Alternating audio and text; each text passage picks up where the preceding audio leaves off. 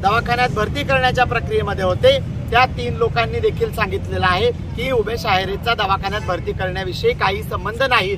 आम्ही 3 पुरावे द्यायला तयार आहोत की उमेश आहेरे त्या घटनास्थळी नव्हते। उमेश आहेरे स्वतः कल्पनाताईंनी दिलेल्या जबाबामध्ये कल्पनाताईंनी दिनांक 21/1/2024 रोजी सागर काळे पोलीस उपनिरीक्षक जामनेर पोलीस स्टेशन यांच्या समोर जो जबाब लिहून दिलेला आहे त्या जबाबामध्ये स्पष्टपणे म्हटलेलं आहे पण पोलिसांना केस फिरवायची आहे। स्थानिक लोकप्रतिनिधींना त्यांचे भाजपाचे कार्यकर्ते वाचवायचे आहेत। माननीय आमदार गिरीशदादा महाजन आमचं म्हणणं आहे की तुम्ही लोकप्रतिनिधी आहात तर गुंडांना पाठीशी घालू नका, अपराध्यांना पाठीशी घालू नका।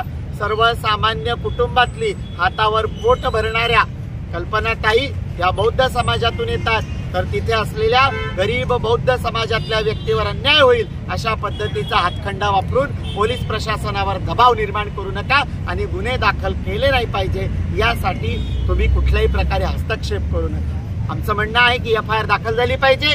ज्या 4 आरोपींची नावं कल्पनाताई सांगतायत त्यांच्यावर गुन्हे दाखल झाले पाहिजे। त्यासोबतच ॲट्रॉसिटी देखील झाली पाहिजे कारण यातले 3 आरोपी जे आहेत ते एक मुस्लिम समाजाचे आहेत, 3 तिथले सवर्ण समाजातली लोक आहेत तर त्यांच्यावर ॲट्रॉसिटी दाखल झाली पाहिजे।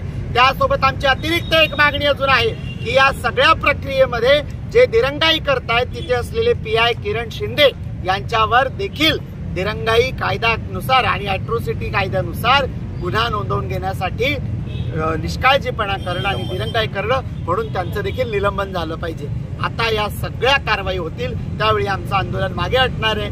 आमचं आंदोलन कायम चालू राहील आणि जोपर्यंत FIR दाखल होत नाही तोपर्यंत इथून एकही आंदोलन करता उठणार। प्रशासनासोबत तुमची बैठक झाली त्याच्यात काय चर्चा झाली आणि काय